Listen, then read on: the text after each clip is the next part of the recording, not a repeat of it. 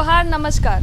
कृषि दर्शन के इस अंक में आप सभी किसान भाई बहनों का हार्दिक स्वागत करते हैं। आज भी हम नई जानकारियों के साथ हाजिर हो गए हैं आप सभी किसान भाई बहनों के लिए। तो चलिए शुरुआत करते हैं कृषि समाचार से।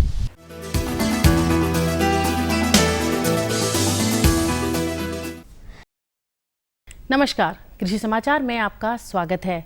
मैं हूं अनुश्री। आइए देखते हैं आज कृषि समाचार में क्या है खास। कृषि आधारित लघु उद्योग लगाने के लिए बिरसा कृषि विश्वविद्यालय आयोजित करती है प्रशिक्षण कार्यक्रम। गलघोटू और लंगड़ा रोग से मवेशियों को बचाने के लिए समय पर कराएं टीकाकरण।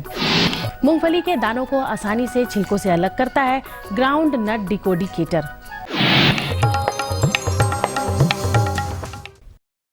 समय के साथ अन्य व्यावसायिक क्षेत्रों की तरह कृषि के क्षेत्र का भी विस्तार हुआ है। इस क्षेत्र में आज बहुत व्यापकता आई है। आज किसान खेती बाड़ी के साथ कृषि आधारित लघु उद्योग लगाकर भी अपनी आर्थिक स्थिति सुदृढ़ कर रहे हैं। कृषि व्यवसाय के क्षेत्र में राज्य के किसानों की उद्यमिता विकास के लिए बिरसा कृषि विश्वविद्यालय प्रशिक्षण कार्यक्रम आयोजित करती है।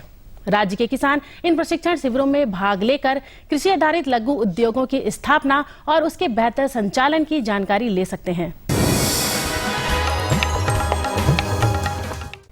किसान भाइयों, गर्मी के मौसम में हमारे पाले गए मवेशियों में कुछ रोगों के लगने की संभावना रहती है। इस समय मुख्य रूप से मवेशियों में गलघोटू और लंगड़ा रोग लगने की संभावना रहती है। इन रोगों के लग जाने की स्थिति में पशुओं के साथ साथ पशुपालकों को भी परेशानी का सामना करना पड़ता है। ये रोग पशुओं को ना हो, इसके लिए टीकाकरण बेहतर उपाय है। किसान भाई अभी गर्मी के सीजन में पशुओं में होने वाला गलाघोटू और लंगड़िया से बचाव हेतु अपने जानवरों में HS और BQ का टीका जानवरों में लगा लें। ये आपका वैक्सीन जो टीका है हर एक पशु अस्पताल में निःशुल्क 2 रुपये प्रति टीका के खुराक के दर से उपलब्ध है। जरूर ये टीका लगवा लें। मशरूम उत्पादन से जुड़े किसानों के लिए वर्तमान समय है डींगरी मशरूम की बिजाई करने का। अभी का मौसम, तापमान और आर्द्रता सभी डींगरी मशरूम उत्पादन के लिए उपयुक्त है। इस समय डींगरी मशरूम की बिजाई कर कृषक अच्छा उत्पादन ले सकते हैं। आम बहुत से जगहों में पक चुके हैं या पकने की स्थिति में है, परंतु जिस प्रकार हम मौसम की स्थिति देख रहे हैं, तेज हवाएं आंधी के रूप में चल रही हैं, जिससे आम के झड़ने की संभावना रहती है।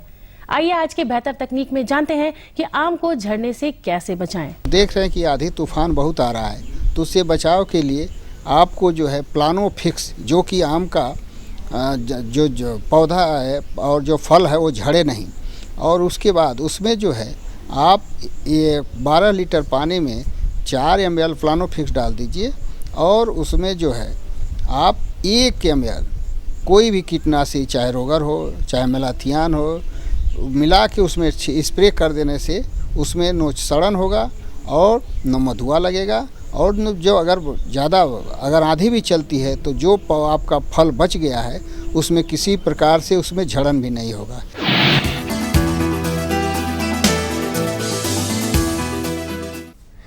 तैयार मूंगफली के दानों को हाथों द्वारा छिलकों से अलग करना मशक्कत भरा काम तो नहीं, परंतु इसमें समय काफी लगता है। इस कार्य को आसानी और कम समय में करने के लिए कृषक ग्राउंड नट डिकोडिकेटर नामक उपकरण का इस्तेमाल कर सकते हैं। इस यंत्र को ग्राउंड नट डिकोडिकेटर कहते हैं। इसकी सहायता से मूंगफली के दानों को छिलकों से आसानी से अलग किया जा सकता है। इस उपकरण द्वारा एक दिन में लगभग 2.5 से 3 क्विंटल मूंगफली के दानों को छिलकों से अलग किया जा सकता है। इस उपकरण को बिरसा कृषि विश्वविद्यालय के अभियंत्रण विभाग से प्राप्त कर सकते हैं।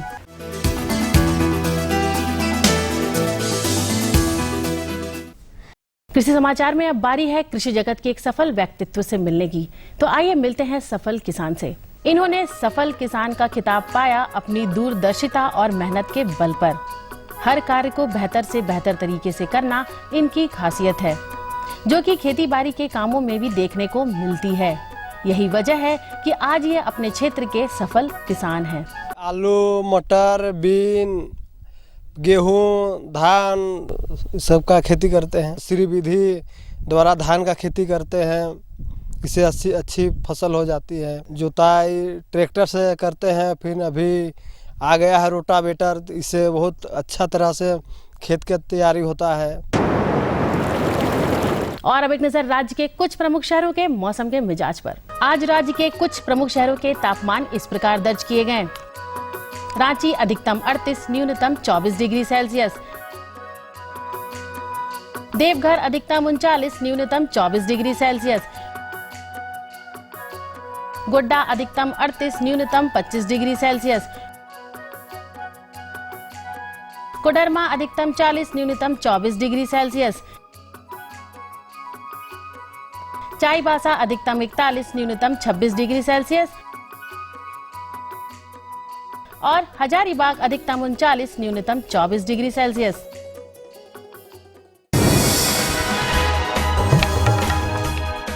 और अब मंडी भाव में आइए नजर डालते हैं अनाजों के भाव पर। आज राज्य की प्रमुख खाद्यान्न मंडियां पिछले सप्ताह की तुलना में थोड़ी तेज रहीं। चावल, गेहूं और मक्का आदि प्रमुख अनाज सामान्य रहे। वहीं सब्जी मंडियों में सब्जियों के दामों में कोई विशेष उतार चढ़ाव नहीं दर्ज किया गया, उनमें स्थिरता बनी हुई है। आज भी के कुछ प्रमुख अनाजों के भावों पर नजर डालें तो वे इस प्रकार रहीं। चावल मध्यम न्यूनतम 2200, अधिकतम 2600 रुपए। चावल उत्तम न्यूनतम 2400, अधिकतम 4200 रुपए। गेहूं न्यूनतम 1600, अधिकतम 1900 रुपए। दाल अरहर न्यूनतम 10,150, अधिकतम 11,850 रुपए। दाल मसूर न्यूनतम 5,400, अधिकतम 6,600 रुपए। दाल चना न्यूनतम 4,800, अधिकतम 5,950 रुपए। चीनी न्यूनतम 2,700, अधिकतम 2,900 रुपए। आलू न्यूनतम 900, अधिकतम 1,100 रुपए और प्याज न्यूनतम 1,600, अधिकतम 2,000 रुपए। कृषि समाचार में आज इतना ही। अगले दिन अगले अंक में फिर मुलाकात होगी कुछ ताजा तरीन खबरों के साथ। तब तक के लिए दीजिए इजाजत। नमस्कार, जोहार।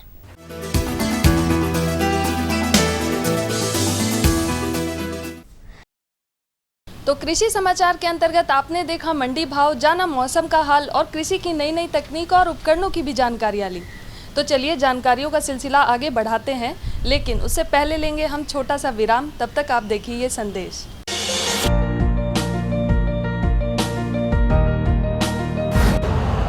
यूरिया का स्वदेशी उत्पादन 70 लाख टन बढ़ाने के लिए 6 उर्वरक संयंत्रों का उद्धार किया जा रहा है। FCIL के गोरखपुर, सिंदरी, तलचर और रामागुंडम संयंत्र, HFCL की बरौनी इकाई और BVFCL की नामरू फोर्थ। सोने पर सुहागा ये है कि देश में अब बनेगा सिर्फ नीम लेपित यूरिया, क्योंकि इससे होगा किसानों का फायदा ही फायदा। अनाज का उत्पादन 10% तक बढ़ेगा। बढ़ेगी 10 से 15% नाइट्रोजन क्षमता।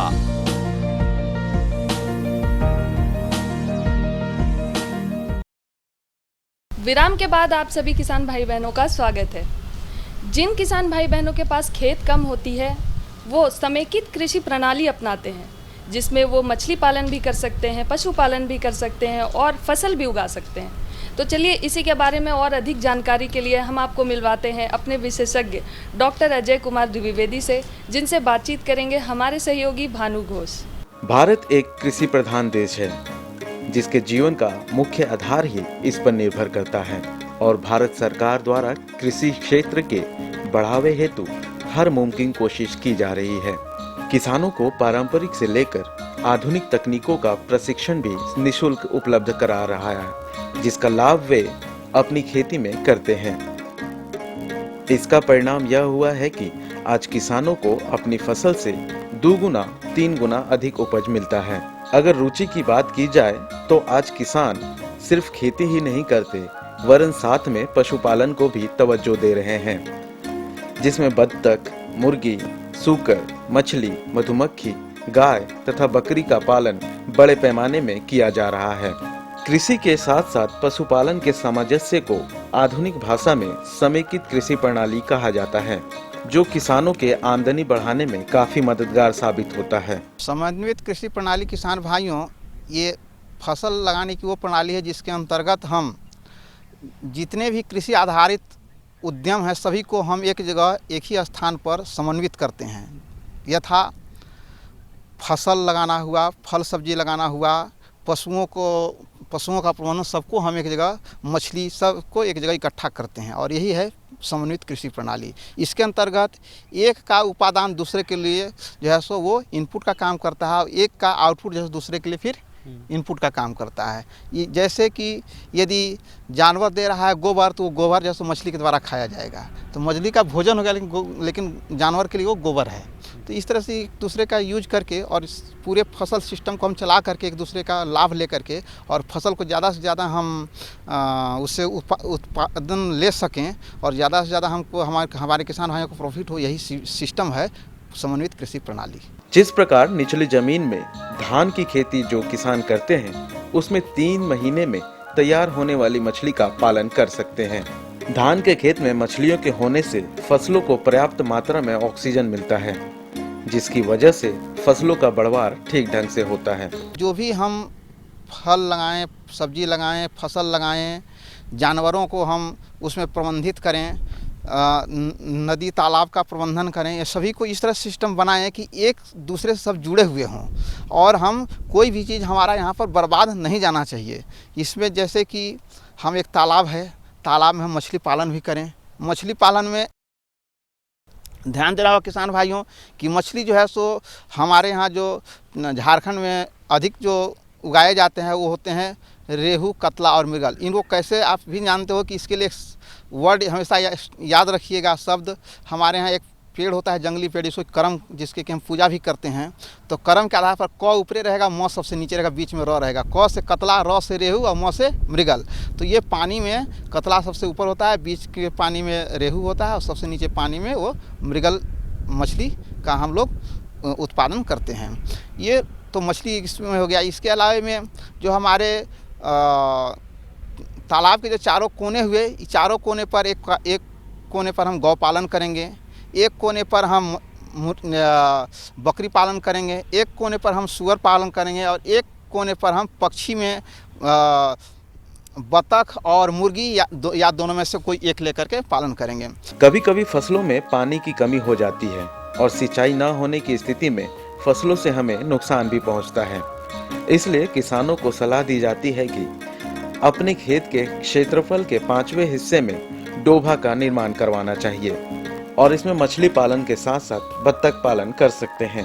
बत्तख के ऊपर विचरण करने से मछलियों को ऑक्सीजन मिलता है एवं इसके पानी का हम जीवन रक्षक सिंचाई के कार्य में उपयोग में ला सकते हैं। डोभा के मेड़ पर ढलान वाली जगह पर हम हरी घास, जिसमें हाथी घास प्रमुख है, उसे लगा सकते हैं, जो हमारे पशुओं के लिए हरे चारे के रूप में काम आता है। हरे चारे के प्रयोग से पशुओं में दूध की मात्रा बढ़ती है एवं उनका स्वास्थ्य भी ठीक रहता है। पशुओं के पालन से हमें गोबर, जिससे कंपोस्ट तैयार कर सकते हैं, तथा गौमूत्र से कीट रोधक दवा तैयार किया जा सकता है। इसके साथ साथ मधुमक्खी पालन किसानों में लोकप्रिय हो गया है, जिसके वजह से मधु तो मिलता ही है, जिसका बाजार मूल्य भी ज्यादा है।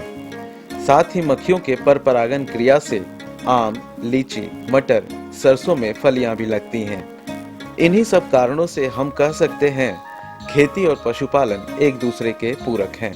इस तकनीक का उपयोग कर हम अपनी जीवन शैली में बदलाव ला सकते हैं।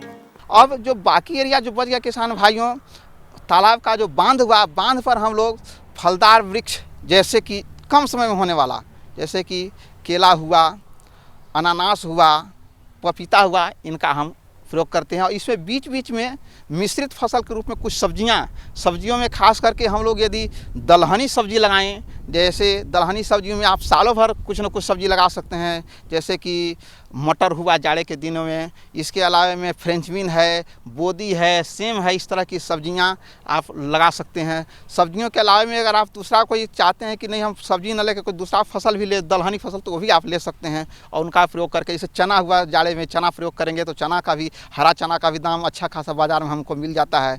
इनके अलावे में किसान भाइयों, और यदि उस तालाब के आसपास को ज़मीन है, उस ज़मीन पर हम लोग इसी तरह के कुछ फलदार वृक्ष, जैसे कम समय में होने वाला, आपको अमरूद भी कम समय में हो जाता है, 3 साल में आपको बढ़िया उपज अमरूद देना चालू करता है। आम भी आजकल ऐसी प्रजातियां आ गई हैं जो कि 2 साल से 3 साल में अंतर वो फल बढ़िया आपको देने लगते हैं। ऐसे 3 साल से पहले किसी फलदार वृक्ष में फल नहीं हमको लेना चाहिए, अन्यथा वो फल कमज़ोर होंगे, उसमें उपज हमको कम मिलेगा। इस बात का हमेशा ध्यान रखना चाहिए। इनके अलावा में किसान भाइयों, आप अगर कुछ दूसरा फसल भी लेना चाहते हैं, जब तक कि आपका ये 3 साल का फसल देने का फल देने का समय आता है, सब्जी फल वृक्षों का, तब तक बीच का जो ज़मीन है उसको आप किसी अन्य सब्जी से या कम समय में होने वाला दूसरी जो फसलें हैं, यथा कि आप मकई वगैरह भी ले सकते हैं।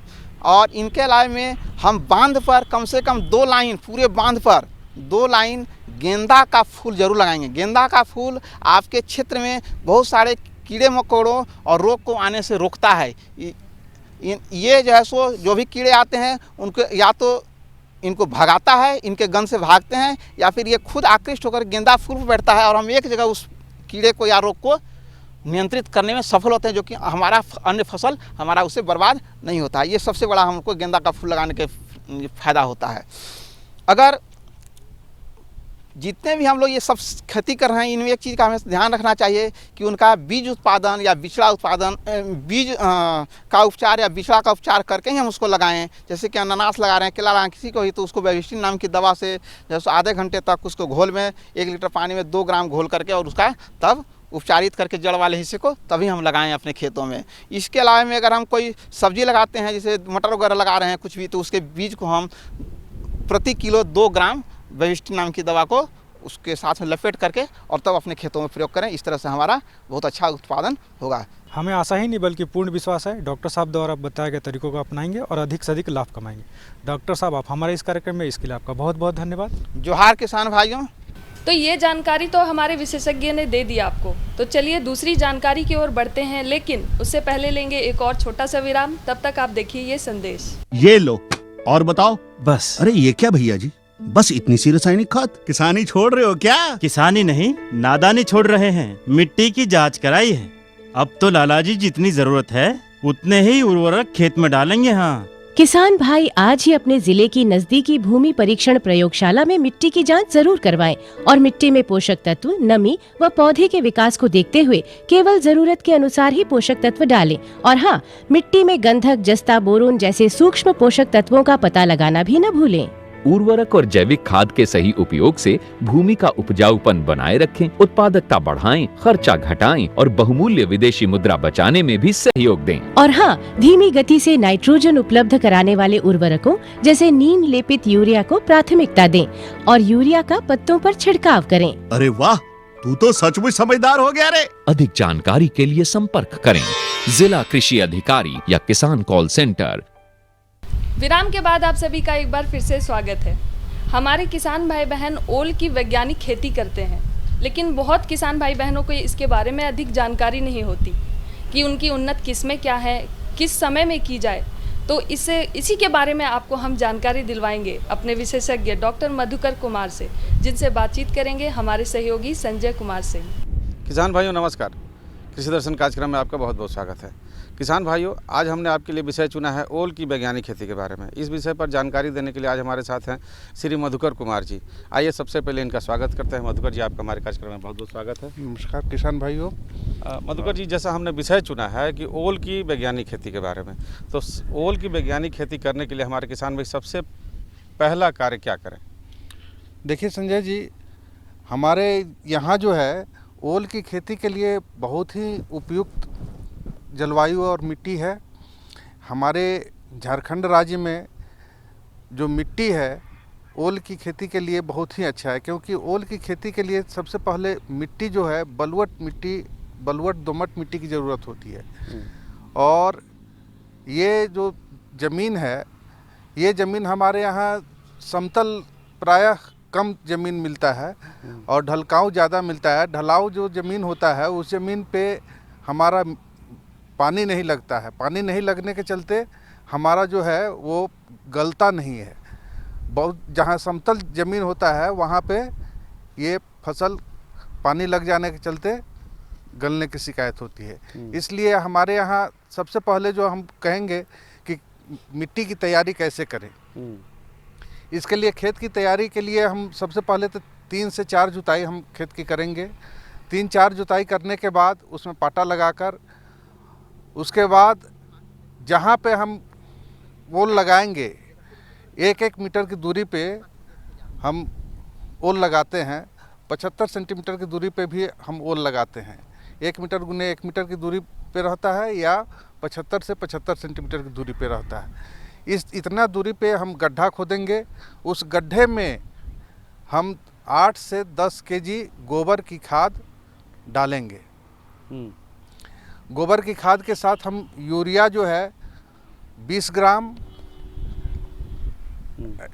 यूरिया पोटास जो है हम उसमें डालेंगे 10 ग्राम और फास्फोरस जो है वो 15 ग्राम। इस तरह से प्रत्येक जो गड्ढा है, गड्ढे में ये गोबर और जो खाद है ये मिलाकर हम पहले उसको डाल देंगे। इसको जो हम गहराई करेंगे, गहराई जो है आधे मीटर तक हम गहराई करते हैं। गहराई करने के बाद उसमें जो है 3 भाग में हम इसको बांट लेते हैं। पहली भाग जो है जो हम डालते हैं, जो गाय वगैरह का जो भी आपका भूसा वगैरह है उसको मिलाकर 1/3 भाग में पहले डाल देते हैं। दूसरा तिहाई जो है हम जितने भी गोबर वगैरह जो हम लिए हैं 10 केजी 12 केजी वो गोबर को हम डालते हैं। और ऊपरी वाली सतह में जो मिट्टी हम ऊपर से जो लिए हैं उस मिट्टी को हम डालते हैं। इस तरह से ये 3 लेयर हम बनाते हैं। उसके बाद तब हम मेन जो आप स्टेम जो इसका ये फल जो है वो हम लगाते हैं। अब अभी चर्चा ये तो हो गई बिल्कुल खेत की तैयारी बहुत बारीक तरीके से आपने बता दी। अब ओल का बीज हमारे किसान भाई कहाँ से कैसे प्राप्त करें और कैसे लगाएं और कौन सा किस्म लगाएं झारखंड के परिप्रेक्ष्य में जो ज़्यादा से ज़्यादा उत्पादन दे सके? देखिए संजय जी, हमारे यहाँ जो है प्रायः प्रत्येक ज़िले में कृषि विज्ञान केंद्र है और हमारे यहाँ बिरसा कृषि विश्वविद्यालय रांची, यहाँ ओल की जितनी भी वैरायटी है वो प्रजातियाँ मिलती हैं। प्रायः जो प्रजातियाँ हैं 2-3 तरह की प्रजातियाँ मुख्य तरह से हैं, जैसे गजेंद्र, पद्मश्री, उसके बाद मद्रास और लोकल वैरायटी। लोकल वैरायटी में प्रॉब्लम ये है कि ये पौधा फल छोटा होता है और प्रॉब्लम है इसमें खुजलाहट ज़्यादा होती है। लेकिन गजेंद्र जो वैरायटी है वो उसका वैरायटी का वो साइज़ जो होता है वो फसल ज़्यादा होता है। उस वैरायटी 3 से 5 केजी तक का उसका फसल होता है। इसलिए हम कोशिश करते हैं कि गजेंद्र जो वैरायटी है उसको हम ज़्यादा लगाएं। इसको लगाने के लिए जो छोटा छोटा गजेंद्र का जो छोटा छोटा फल है उसको हम सेलेक्ट करें, उसको चुनाव करें। अगर उसको हम चुनाव करते हैं तो हमारा 30 से 40% ज़्यादा फसल होता है। अगर बड़े फसल को काट के अगर हम लगाते हैं, बड़े ओल को हम काट के अगर 4 से 5 भाग काट कर उसको जब हम लगाते हैं तो उसमें हमारा फसल जो है वो उपज में थोड़ा ह्रास होता है। लेकिन अगर गजेंद्र में ही अगर वो साइज जो छोटा जो होता है, जो आधा केजी से लेकर 1 केजी के बराबर जो फसल होता है, उसको हम अगर फल को लगाते हैं तो हमारा उपज ज़्यादा होता है। अब जैसे मान लीजिए कि कोई बड़ा बीज है, उसको काट के हमारे किसान भाई कैसे लगाएं? देखिए किसान भाइयों, सबसे पहले तो गजेंद्र जो वैरायटी है, चाहे मद्रास वैरायटी है, चाहे पद्मश्री वैरायटी है, इन वैरायटियों को हम इतना बड़ा काटें कि कम से कम आधा केजी से 1 केजी का वो साइज में आए और प्रत्येक में आंकुर हो।